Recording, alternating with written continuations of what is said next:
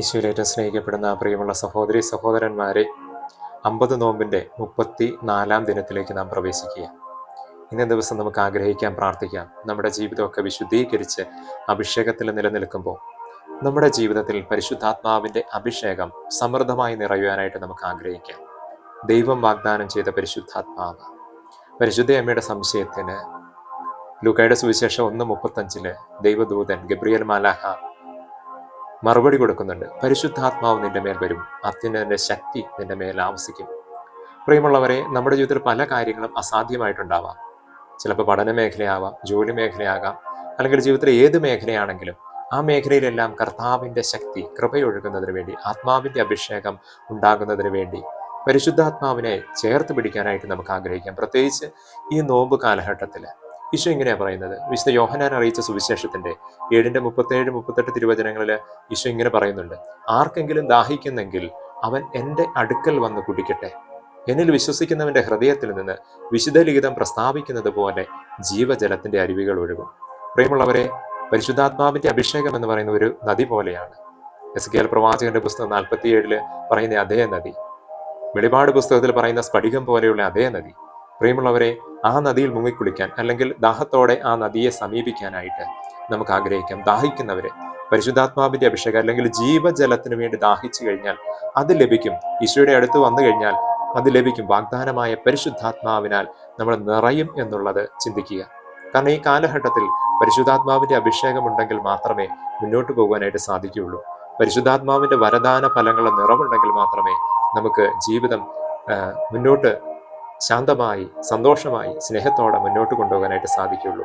നമ്മുടെ പ്രതിസന്ധികളെ അതിജീവിക്കാനായിട്ട് സാധിക്കുകയുള്ളൂ. ഏത് പ്രതിസന്ധി വന്നാലും, ഏത് ബുദ്ധിമുട്ടുകൾ വന്നു കഴിഞ്ഞാലും അവിടെ നമ്മെ ശക്തിപ്പെടുത്തുന്ന പരിശുദ്ധാത്മാവുണ്ട്. അപ്പസ്തോല പ്രവർത്തനം 1:8 തിരുവചനത്തിലൂടെ പറയുന്ന പരിശുദ്ധാത്മാവ് വരുമ്പോൾ നിങ്ങൾ ശക്തി പ്രാപിക്കും. പ്രിയമുള്ളവരെ, അതുകൊണ്ട് ആഗ്രഹിക്കുക. നമ്മുടെയൊക്കെ ജീവിതത്തിൽ ജ്ഞാനസ്നാനത്തിലും സ്ഥൈര്യലേപനത്തിലൂടെ പരിശുദ്ധാത്മാവിന്റെ അഭിഷേകം സമൃദ്ധമായിട്ട് ലഭിച്ചിട്ടുണ്ട്. എന്നാൽ പലപ്പോഴും നമുക്കറിയാം, പരിശുദ്ധാത്മാവിന്റെ പ്രതീകം എന്ന് പറയുന്നത് അഗ്നി ഒരു പ്രതീകമാണ്.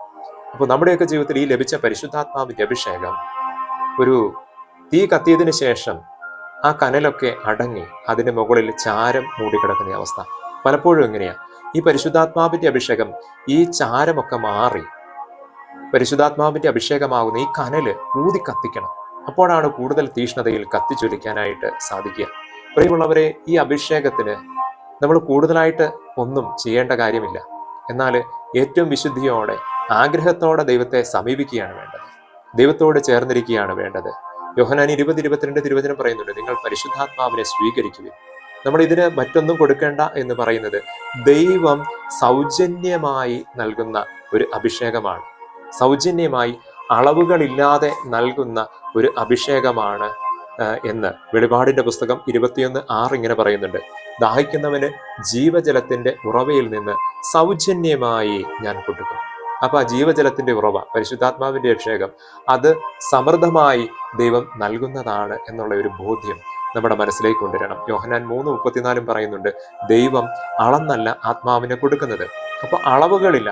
നമ്മൾ എത്രമാത്രം ചോദിച്ചാലും അനന്തമായിട്ട് നൽകാൻ, അല്ലെങ്കിൽ വരങ്ങളും ദാനങ്ങളും കൃപകളും ഓരോന്നും വ്യത്യസ്തമാണ്, വൈവിധ്യമുണ്ട് എന്നൊക്കെ പൗലോസ്ലീഹ നമ്മളോട് പറയുന്നുണ്ട്. അപ്പോൾ ഈ വരങ്ങളൊക്കെ ഒരുപാട് വ്യത്യസ്തതകളോടുകൂടി നമ്മുടെ ജീവിതത്തിൽ ലഭിക്കും. നമ്മൾ ആഗ്രഹിക്കുന്നത് അല്ലെങ്കിൽ ദാഹിക്കുന്നതാണ് നമുക്ക് കിട്ടുന്നത്. ദാഹിച്ചു കഴിഞ്ഞാൽ മാത്രമേ അത് കിട്ടുകയുള്ളൂ. ദൈവത്തോട് ചോദിച്ചു കഴിഞ്ഞാൽ മാത്രമാണ് ഈ അഭിഷേകം ലഭിക്കുക. അതുകൊണ്ട് ഈ നോമ്പ് കാലഘട്ടത്തിൽ നമുക്ക് തീഷ്ണതയോടെ ആഗ്രഹിക്കാം. ഈശോയുടെ ജ്ഞാനസ്നാന ശേഷം, പരിശുദ്ധാത്മാവിന്റെ അഭിഷേകം നിറഞ്ഞതിന് ശേഷമാണ് ഈശോ മരുഭൂമിയിലേക്ക് പോകുന്നതും അവിടെ പിശാചിനാൽ പരീക്ഷിക്കപ്പെടുന്നതും. പ്രിയമുള്ളവരെ, നമ്മുടെയൊക്കെ ഈ ജീവിതത്തിൽ ഈ നോമ്പ് കാലഘട്ടത്തിലൂടെ കടന്നു പോകുമ്പോൾ ഒരുപാട് പരീക്ഷണങ്ങളൊക്കെ ഉണ്ടാവും. സാത്താന്റെ പരീക്ഷണങ്ങൾ, പ്രലോഭനങ്ങളൊക്കെ ഉണ്ടാവും. ഇവിടെയൊക്കെ പിടിച്ചു നിൽക്കണമെങ്കിൽ, ഇതിനെയൊക്കെ ജയിക്കണമെങ്കിൽ ആത്മാവിന്റെ അഭിഷേകം നമ്മുടെ ജീവിതത്തിൽ സമൃദ്ധമായിട്ട് ഉണ്ടെങ്കിൽ മാത്രമേ സാധിക്കുകയുള്ളൂ. വിശുദ്ധിയിൽ ജീവിച്ച്, സ്വർഗത്തെ ലക്ഷ്യമാക്കി ജീവിച്ച് തമ്പുരാന്റെ അടുത്ത് നിത്യകാലം അവിടുത്തെ സ്തുതിച്ച് ആരാധിക്കണമെങ്കിൽ നമ്മുടെ ജീവിതത്തിൽ പരിശുദ്ധാത്മാവിന്റെ അഭിഷേകം ഉണ്ടെങ്കിൽ മാത്രമേ സാധിക്കുകയുള്ളൂ. അതുകൊണ്ട് ഈശോയിൽ പ്രിയമുള്ള സഹോദരങ്ങളെ, നമുക്ക് പ്രാർത്ഥിക്കാം, ആഗ്രഹിക്കാം. ആത്മാവിന്റെ അഭിഷേകം സമൃദ്ധമായി നമ്മുടെ ജീവിതത്തിൽ നിറയുന്നതിന് വേണ്ടി ആഗ്രഹിച്ചുകൊണ്ട് പ്രാർത്ഥിക്കുക. നല്ല ഈശോ തന്റെ വാഗ്ദാനമായ പരിശുദ്ധാത്മാവിനാൽ നമ്മെ ശക്തിപ്പെടുത്തട്ടെ, അഭിഷേകം ചെയ്യട്ടെ, വിശുദ്ധീകരിക്കട്ടെ. ആമേൻ.